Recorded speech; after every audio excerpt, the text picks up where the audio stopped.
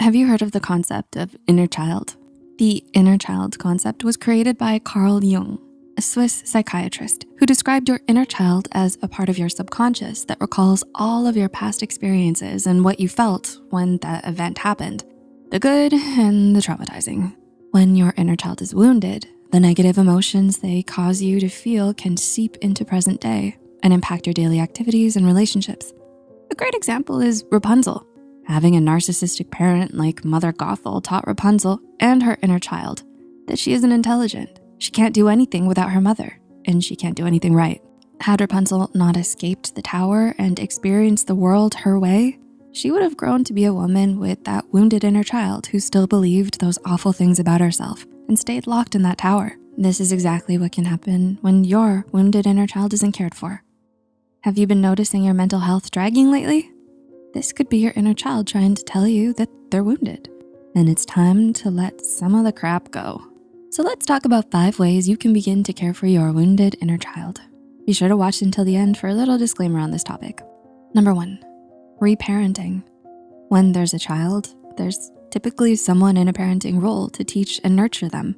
In her YouTube video, How to Heal the Inner Child, Dr. Nicole LePera explains how learning to be that strong, wise parent you wish you had can help care for your wounded inner child.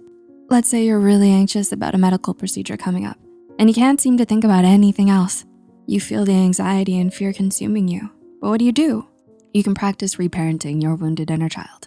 How? Well, imagine a younger version of you standing in front of you and say what you would have wanted to hear from your caregiver. Maybe it goes like, "Hey kiddo, I know you're pretty scared about your procedure today. It's absolutely valid to be afraid since you're not sure what to expect, but you have to be brave. This'll help you to be healthy and live a long life." The holistic psychologist suggests acknowledging the emotion being felt rather than dismissing or criticizing it. At first it might seem weird, but with practice, parenting your inner child will become easier and the wound may begin to heal too. Number 2, earning trust. When your inner child is wounded, chances are it's because you've been taught bad lessons or told lies throughout your actual childhood. As Carl Jung details in his book, Healing the Inner Child, the inner child is a piece of our conscious mind. Whether it's to look both ways before crossing the road or not speak when dad is in the room, our conscious mind uses these lessons to help us shape our outlooks as adults. Think back to our friend, Miss Rapunzel, and Mother Gothel.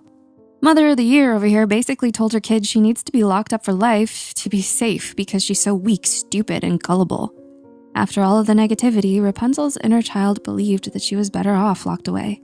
In reality, Rapunzel knows her way around a frying pan and can take care of herself. When you approach the inner child as that wise inner parent, you need to show them it's okay to trust you by providing healthy advice. For Rapunzel, that might sound like, "You are smart, strong, and brave. You have plenty to share with this world." Sounds a lot better than being locked away in a tower, am I right? Number 3, explore the past. If your inner child is wounded enough to be giving you some mental grief, you can assume that they've been through a lot of trauma in the past. In the book, Recovery of Your Inner Child by Lucia Cappuccioni, they suggest calling on your inner child to help uncover all types of memories, even some to help explain your trauma or triggers. One method Cappuccioni suggests is calling on your inner child.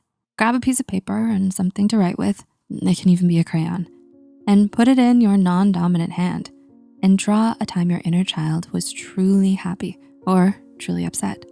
This can be a full-blown picture or symbols that remind you of that time and why you may have held on to certain emotions. Another option can be writing a letter of forgiveness to your parent, caregiver, for any trauma you experienced. This can help recover lost memories or create closure in a situation where there may not be any. This step is best done with a mental health professional to help navigate this exercise safely and to help unpack anything that comes up. Number 4, confront childhood trauma lies. Sometimes trauma can come from things you were told from your caregiver. These can be lies about you, your thoughts and opinions, or even your actions.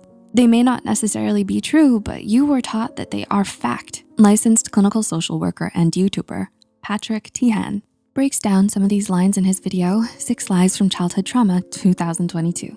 Some examples are, the real you isn't acceptable, or people don't wanna get to know you. In adulthood, these lies can cause you to be a people pleaser and to downplay your likes and opinions or feel ashamed of yourself. Anyone remember the movie Black Swan? You have a 20-something young adult Nina living with mom in New York City. With those rent prices, okay, I get it. But mother keeps telling her that she's basically incapable of doing anything without her. Not cool, and not true. When these lies come up, Patrick tells us it's best to identify the source of the words. Is this something you say and believe, or is this something you've been conditioned to believe from a caregiver? And number 5, be mindful. It can be really easy to get wrapped up in old habits, especially when you're trying to create new ones, believe me. Say you have a parent with very narcissistic tendencies. It may be a daily uphill battle to not act like them when in a parenting or authoritative role. However, it may be a bit easier when they're being mindful of their actions, thoughts, and words. Thich Nhat Hanh, Vietnamese Zen master and author, explains that the first function of mindfulness is for us to open our awareness enough to recognize those unhealthy thoughts, words, actions, and patterns. Through this way of thinking, you can also become aware of your inner child and what they need to continue healing. How do you do this? Just think before you speak and act. When you make a point to ask yourself if this is a healthy act, it becomes easier to identify and stop unhealthy behaviors. This one is kind of tricky because it can be really discouraging when you realize you're falling into the same patterns, but be patient and kind with yourself. It's just like any other skill. You have to work at it to be good at it. And it's okay to ask for help along the way from loved ones, a trusted teacher, or a mental health professional. Unfortunately, it's true what they say. History does repeat itself, and a wounded inner child can be the root cause of this cycle. It's time to break it. This is something that may never be totally cured, but it will help to heal both your trauma and your wounded inner child. How else can you care for a wounded inner child to promote healing? Let us know down below. As always, keep an eye on Psy for more Psych2Go content. Until next time.